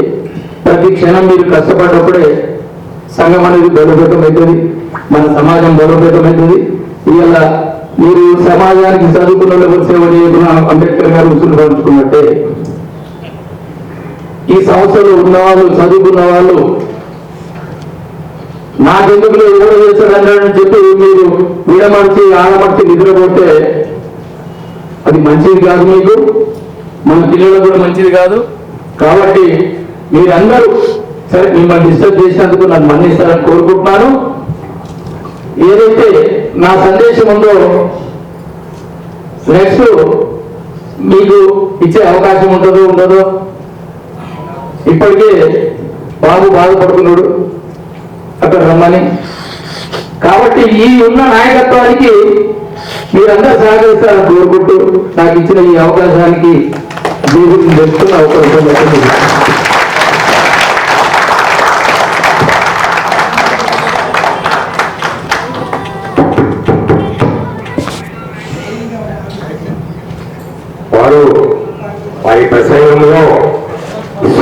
ఉన్నటువంటి విషయాలు. ఈ ఒక వెల్ఫేర్ అసోసియేషన్ వారు పడ్డటువంటి కష్టాలు, వారు చేసినటువంటి కృషి ఇంకా కొన్ని చెప్పలేదు. ఒక్క గంట ముందు ప్రమోషన్ ఇప్పించి రిటైర్ చేయించినటువంటి ఘనత వెల్ఫేర్ అసోసియేషన్కు. మియాపూర్ విగ్రహం గురించి మాట్లాడినారు. అది స్వార్థపూరితమైనటువంటి వ్యక్తి. ఆల్రెడీ వాళ్ళకు జైలుకు పట్టుకోకపోతే ఆ రోడ్డులో ఉన్నటువంటి ఈడీ సత్యనారాయణ గారు గౌరవనీయులు వారి ఛాంబర్లో పోయి హెచ్చరిక జారీ చేశాం. వినోద్ కుమార్ అనే దళిత భూస్వాములు వాడికి ఆడవాళ్ళు జిహెచ్ఎల్ ఈడీ అప్పుడు మనోడే. వినోద్ కుమార్ మీకు అందరికీ ఎంత ఒకసారి చెప్పండి. మూర్ఖుడు కదా, బయట కూర్చోని చెప్పుకుంటే మన కలిసినట్టు మా ఏం చెప్తాడు. వాడు మనిషి, వాళ్ళు బతుకు, వాళ్ళు లెక్క. మీరు జైలుకు పోగా వెంటనే మేము పోవటం, ఈడీతో మాట్లాడడం, మా వాళ్ళకు అలాంటి పరిస్థితి వచ్చినట్టుంటే మేనేజ్మెంట్ తోటి ఆడుకుంటామని హెచ్చరిక జారీ చేయడం జరిగింది. రేటు 49,500 గ్రాములు హెచ్చరిక చేస్తే మరి ముంగటనే ఇట్లంటే పడిపోతాయి. ఎట్లా ఎందుకు పెట్టించిండ్రు కావచ్చు, చూసి ఎందుకు భయపడ్డా చెప్పండి ఒకసారి గట్టిగా. తప్పకుండా 13,000 మంది ఉన్నారు. రాజయ్య టీం వారి యొక్క ఉద్యోగులతో పెట్టుకుంటే లోక్ నాయక్ భవన్ 6వ అంతస్తులో విద్య పెట్టించి టాటా తీయగలరు, తీసినటువంటి సత్యం అనే విషయాన్ని చూసి భయపడుతుంది. ఏమున్నది నా ఏం లేవు, సంపాదించలేదే లేదు. అప్పుడు వారు జైలు పోయి పరిస్థితి కావటం, దాని ద్వారా మనం వినోద్ కుమార్ తోటి కాగితం రాయించుకున్న పత్రికంగా నువ్వు అది సరైన పద్ధతి కాదనేది ఏమనుకుంటున్నావు? నువ్వు అసలు ఉద్యోగులకు పాడాలనుకుంటున్నావు, హౌలరాలనుకుంటున్నావు, వాతావరణం అయ్యా ఉద్యోగం అంటే నీకు ఉపాధి కల్పించేటువంటి ఉద్యోగి. నేను ఇచ్చిన ముడి సరుకులు కరాంచిగా మార్చి తనకు తను ఉపాధి కల్పిస్తూ యజమానికి ఉపాధి కల్పించినటువంటి ఆర్టీసీ ఉద్యోగి. ఏమైనా వినోద్ కుమార్ అది సరి అయిన దాన్ని బెదిరియడం జరిగింది. దాని తర్వాత ఢిల్లీలో ఉన్న కుమార్ సాయి ఈ రోజు మెంబర్ ఆఫ్ పార్లమెంట్ రాజ్యసభ ఉన్న మాయాజీ మేడం కూడా మీరు నాకు చాలా చిరకాయ పరిచయస్తులు. వాళ్ళు అప్పుడు ఉన్నప్పుడు మేము కేసేసి మీనాపూర్ విగ్రహాన్ని దాచినటువంటి విగ్రహాన్ని తెప్పించండి, విగ్రహం నిర్మాణం చేయండి. ఏదైతే మీకు ఇక్కడ ట్రాఫిక్ ఇష్యూ కావచ్చు, ఇక్కడ మీకు ఎలాంటి ఇష్యూ లేనప్పుడు విగ్రహం ఎలా రిపేర్ చేసి మీరు దాచిపెట్టుకుంటారని చెప్పి మేము అడగడం. 338 ఏ ఆర్టికల్ కింద వాళ్ళు ప్రొసీడింగ్స్ ఆర్టీసీ యజమాని జారీ చేయటం. స్టేజ్ మీద ఉన్న ఏసీ పని మళ్ళీ కూడా 2025లో 17 ఫిబ్రవరి స్టేజ్ దగ్గర ఉన్న ఏసీ హుసేన్ నాయక్ కూడా ఆ విషయాన్ని తీసుకుపోవడం, హుసేన్ నాయక్ గారు కూడా 338A ప్రొసీడింగ్ జారీ చేయడం. అదొక విగ్రహ ప్రక్రియ. యూటీ విగ్రహం గురించి చాలా కంప్లైంట్స్ వస్తున్నాయి. బయటకు ఈ విగ్రహం ఇస్తేనే బాగుంటుంది, దీంతో మనకు లొల్లి ఎందుకని యజమాని అనే ఒక కమిటీ వేసి ఆ కమిటీ చైర్పర్సన్ గా రవాణా శాఖ మంత్రి పొన్నం ప్రభాకర్ గారికి ఇవ్వడము ఈ రోజు ఆ విగ్రహాన్ని సాల్వ్ అవ్వడం జరిగింది. అలాగే 2013లో రాష్ట్ర రోడ్డు రవాణా సంస్థ ఇదే సంక్షేమ సంఘానికి 240/90 రాష్ట్ర అధ్యక్షుడిగా ఉన్నప్పుడు మా ప్రతిపాదన మొట్టమొదటి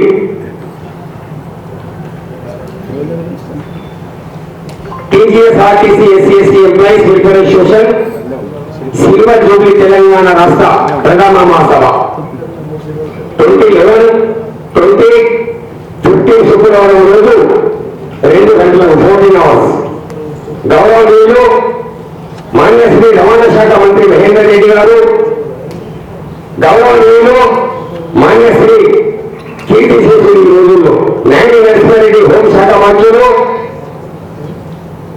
గౌరవనీయులు కొప్పుల ఈశ్వర్ గారు తెలంగాణ, ఎస్ రామన్ నాయక్ గారు ఎమ్మెల్సీ తెలంగాణ, రమణారావు గారు ఇలా మేనేజింగ్ డైరెక్టర్.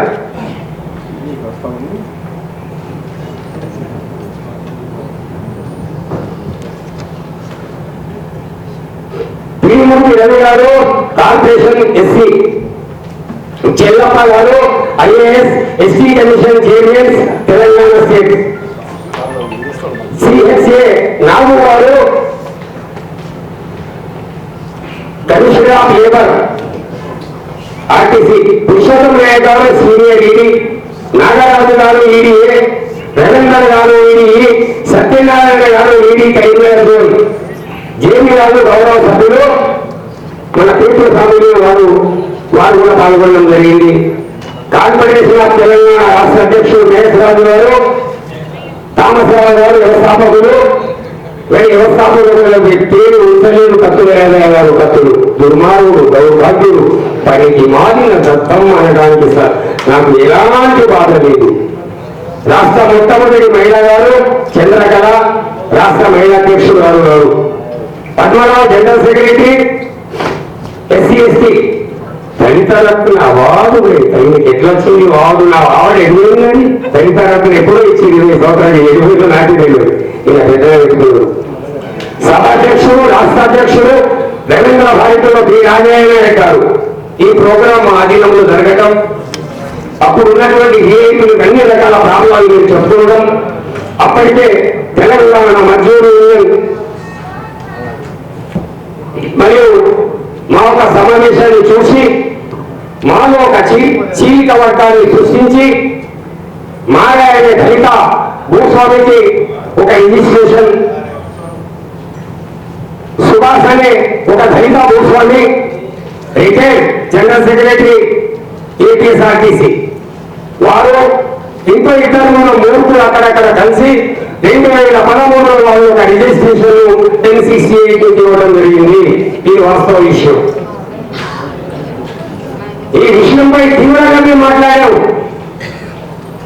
యూనియన్ అనుబంధంగా మీరు ఇలాంటి సిచ్యువేషన్ వేస్తే దళిత ఉద్యోగుల ఆత్మగౌరవం, దళిత ఉద్యోగులకు ఉన్నటువంటి రిజర్వేషన్ ప్రక్రియ ఆగిపోగలుగుతుంది. ఇబ్బందులు దళిత ఉద్యోగి ఇబ్బందులకు గురికాగలుగుతారు.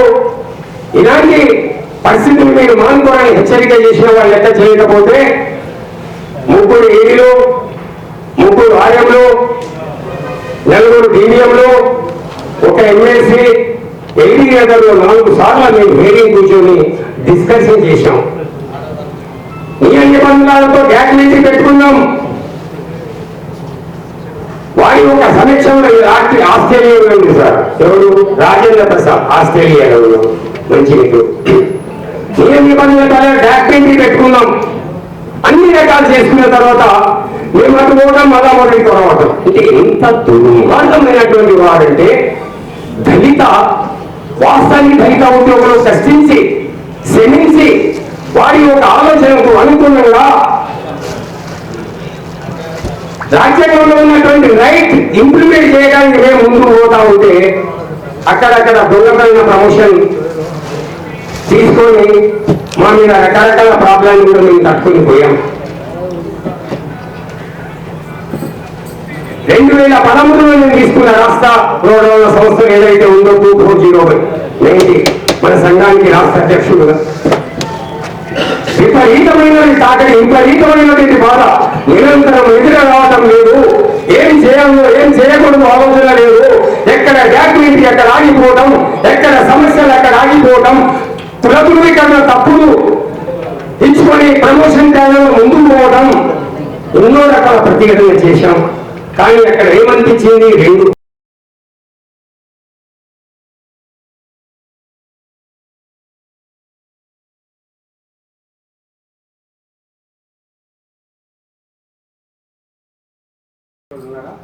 పేరు మర్చిపోతే క్షమించండి.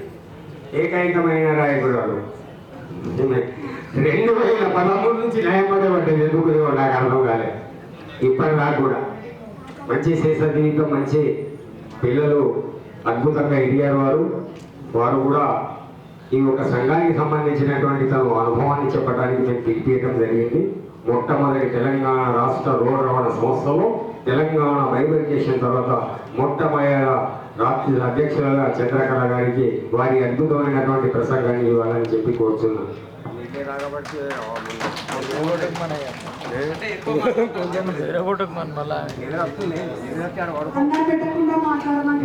అరే మా తండ్రి ఆగు లేపుతా అందరికీ ఎందుకు బాధపడుతున్నాం వాళ్ళ తొందర అయిపోయినాక మేమే ఇద్దరే ఉంటాం. మరి ప్రతి దిక్కు నుంచి వచ్చిన వాళ్ళందరికీ జై భీమ్, జై భీమ్, జై భీమ్. మన అంబేద్కర్ మనకి ఇచ్చిన ఆశయాలు ఈ రోజు ఇక్కడ నిలబడి మాట్లాడటానికి కూర్చోవడానికి అర్హత లేని వాళ్ళం మనం. ఆయన ఎన్ని త్యాగాలు చేస్తేనో ఈ రోజు మనం ఇక్కడ ఉన్నాము. అది గుర్తుపెట్టుకోవాలండి ఎవరైనా కానీ. ప్రతి డిపోలో కూడా పదవి తీసుకోవడం కాదు, పదవి వచ్చిన కాడ నుంచి ప్రాబ్లమ్స్ ఎక్కువైనాయి కానీ ఇంట్లో కూడా చేసుకోలేని పరిస్థితి ఉంటుంది. మరి కార్మికులు కూడా సతాయిస్తారు. మనం పదవి తీసుకున్న తర్వాత దేనికైనా నేను ఇంక్రిమెంట్లు గొడగొట్టుకున్నా, జాబులు గొడగొట్టుకున్నా, ఈరోజు సిఐగా ఉండాలి. మన త్యాగం అంబేద్కర్ చేసిన దానిలో ఒక్క ఆవగింజలో అరగభాగం నేను పాల్గొన్నా. ఇంతమంది మొగోళ్ళలో ఎవరు కష్టపడ్డారో తెలియదు కానీ లేడీస్ ఇంతమంది వచ్చినందుకు నాకు చాలా ధన్యవాదాలు వాళ్ళకి. ఎందుకంటే ఈరోజు నేను ఎప్పుడు రిటైర్ అయ్యే ముందు ఆడవాళ్ళందరూ రావాలి, ఆడవాళ్ళందరూ రావాలి, అందరు తీసుకురండి ప్లీజ్ అని అడిగేవాళ్ళం. పదవి అనేది వీళ్ళు ముగ్గురు 3 రాళ్ళు కాదనంటలేదు. సీనన్న తక్కువ కాదు, కృష్ణన్న తక్కువ కాదు, రాజయ్య నాయక్ అయితే పిట్ట కొంచెం ఊదగనం అన్నట్టు. ఎవరినైనా ఏ ఆఫీసర్నైనా తుమ్ము తులిపి తుప్పటి కప్తాడు, అట్లాంటి అన్నట్టు. అయితే నేను అనేది ఏంటంటే పదవులు తీసుకోండి, నాయకత్వం మంచిగా వహించండి. కానీ ఏ అబ్బాయికైనా ఆడవాళ్ళు చాలా మంది ఎస్సీ అని చెప్పుకోవడానికి కూడా భయం. కరెక్ట్గా నేను ఎస్సీ అని చెప్పుకుంటే వీళ్ళు నన్ను తక్కువ చూపు ఎక్కడ చూస్తారు అన్న ఆలోచనతోనే ఆడవాళ్ళు రావట్లేదు. ఆడవాళ్ళు బయటికి వస్తే మీ మొగలు సరిపోరు, మీ మొగలు అసలు సరిపోరు ఆడవాళ్ళు వస్తే. కానీ మా ఆడవాళ్ళు అనేది ఎందుకు మనం ఒక డిపార్ట్మెంట్లో జాబ్ చేయడానికి వచ్చినప్పుడు రావాలమ్మా, అన్ని తెలుసుకోవాలి, అన్నీ అవసరమే మనకి. ఈరోజు డ్యూటీ చేసినాం సార్ ప్లీజ్ నాకు డ్యూటీ అయ్యేవా మేడం, నాకు వాడిని అడిగే అవసరం లేదు. మనం కష్టపడి ఏ డ్యూటీ అయినా చేయాలి, ఏ రూట్ అయినా చేయాలి. చేయడానికి ఇల్లు పిల్లల్ని భర్తని అత్త మామల్ని వదిలిపెట్టి రోడ్డు మీదకి వచ్చినాం. మనం రోడ్డు మీదకి వచ్చినప్పుడు మనం ప్రతి ఒక్కటి సాధించుకోవాలి. ఆడ సాధించేది ఏదీ లేదు. ఆడ సాధించింది ఏమైనా ఉన్నదా? ఫ్లైట్లో తిరుగుతున్నారు, అన్ని విధాలుగా మన వాళ్ళు ఉన్నారు. మన కండక్టర్లు అంటే కలెక్టర్ కంటే ఎక్కువ, ఒక్కటి కొడితే పోవాలి. 100,000 మందికి సమాధానం చెప్తున్నారు. ఇప్పుడు ఏంటి ఫ్రీ బస్ వచ్చిన కాడ నుంచి ఆడపిల్లలు మేము ఫస్ట్ డ్యూటీ చేసినప్పుడు అట్లా ఉండేది. టాప్ సర్వీస్ కండక్టర్ వచ్చిందా చూస్తాం, ఎక్కడున్నది ఏంది ఈమె బస్సులో ఎక్కాలి అని వచ్చాడు మంది వచ్చాడు. అది ఇప్పుడు అట్లా వస్తున్నారు.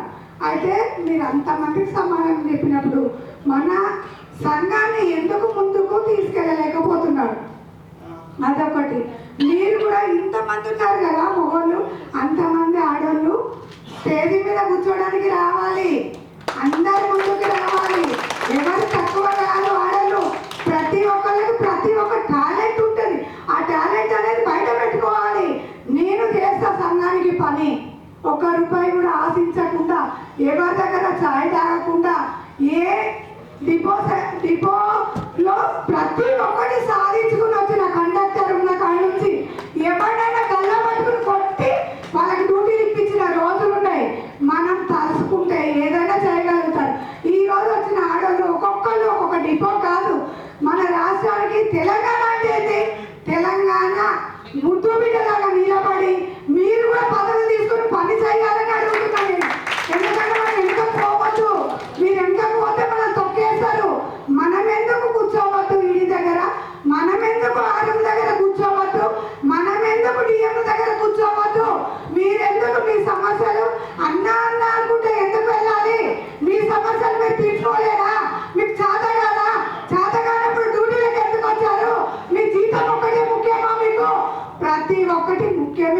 జీతం ఎంత ముఖ్యమో, పిల్లలు ఎంత ముఖ్యమో, భర్త ఎంత ముఖ్యమో, అత్తమామలు కూడా అంత ముఖ్యం.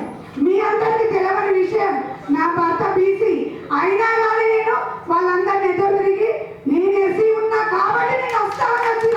మీరు రాగలుగుతారా? ఎస్సీ అని చెప్పుకోవడానికి భయపడతాడు. భయపడకుండా ఎందుకమ్మా నీ కులం దాచుకుంటే అంబేద్కర్ మనకి స్టేజ్ నిలబెట్టిండు, ఇలా కూర్చోబెట్టిండు. నీకు పదవి కావాలి, ప్రమోషన్లు కావాలి, అన్నీ కావాలి, కానీ వెనక నుంచి వస్తా అని మనోళ్ళకి మనోళ్ళే అన్యాయం చేస్తున్నారు. లేడీ డిఎం అయినా, లేడీ సిఐ అయినా, మన వాళ్ళని ఎస్సీ అయినా పట్టించుకోవట్లేదు. అలాంటప్పుడు మీరు ఎందుకు ఎదురు తిరిగారు? మీరందరూ తిరిగితే వాళ్ళందరూ ఇళ్ళల్లో కూర్చుంటారు. అట్లా మంచి నాయకత్వం రావాలి. శ్రీనన్న తక్కువ కాదు, కృష్ణన్న తక్కువ కాదు, విఠల్ ద్వారా కూడా తక్కువ కాదు. అట్లనే నేను అంటున్నా, మీరు కూడా వాళ్ళని చూసి ఐక్యతతో మేము ముందుకు నడుస్తాం. మాకు కూడా పోస్టులు కావాలి, నామినేషన్ లేడీస్ కూడా వేయాలని కోరుకుంటూ ఈ అవకాశం అన్నం పెట్టలేదు. మరి నేనందరూ చూస్తున్నారు, మనకు కరెక్ట్ భోజనానికి టైం అయిపోయింది. భోజనానికి టైం రెండో సెషన్స్లో మాయావతి 2013 రెండు రాష్ట్రాలు ఉన్నప్పుడు వస్తుంది మాయావతి. నేను ముందు వెనుక అది వస్తుంది. అది థ్యాంక్ యూ అమ్మా, చాలా సంతోషం. ఎందుకంటే అప్పుడప్పుడు మనం జోకులు వేస్తూ ఉండాలి. మనిషికి అనేది నవ్వు కూడా ముఖ్యమే, నవ్వు కూడా ఆరోగ్యానికి కారణం అని చెప్పి అప్పుడప్పుడు సైంటిస్టులు డాక్టర్లు చెప్తూ ఉంటారు. దాంట్లో భాగం ముందే నాకు పెద్ద బాల శిక్ష అవాదం కాదు వేయాలి. నా మీరేమో లక్ష్మి నా వీడ చీర కట్టుకుందని చూసినాం, అది నా కండక్టర్. సరే థ్యాంక్ యూ. ఏది ఏమైనా చాలా సుదీర్ఘమైనటువంటి చర్చలు వచ్చినటువంటి సత్ఫలితం గురించి ఒకసారి మనం చెప్పాలి. ఏకగ్రహంగా తీర్మానం ఏదైతే ఉందో రాష్ట్ర బాడీని యువ నాయకులకు ఇవ్వాలని చెప్పి చాలా యువత కోరుకున్నాం. సంతోషం. మేము ఇవ్వడానికి రెడీ ఉన్నాం, మార్గదర్శకులుగా మేము ఇవ్వని నిలబడడానికి కూడా రెడీ ఉన్నాం. భాజపా తెర వెనుక మీరు చేయవలసినటువంటి కార్యక్రమాలు సుదీర్ఘంగా నేను కానీ ఇప్పుడు జనరల్ సెక్రటరీ కానీ ఈ విషయాన్ని పూర్తి స్థాయిలో మీకు భోజనం తర్వాత రెండో సెషన్లో తెలియపరుస్తామని చెప్పి ఒకసారి గట్టి చప్పట్లతో భోజనానికి పోవాలని చెప్పి అనుకున్నాం. టీడీఆర్టీసీ ఎస్సీ ఎస్టీ ఉద్యోగుల ఐక్యత, టీడీఎస్ఆర్టీసీ ఎస్సీ ఎస్టీ ఉద్యోగుల వర్ధిల్లాలి. Bharat Ratna B R Ambedkar, Bharat Ratna B R Ambedkar. Thank you. అందరూ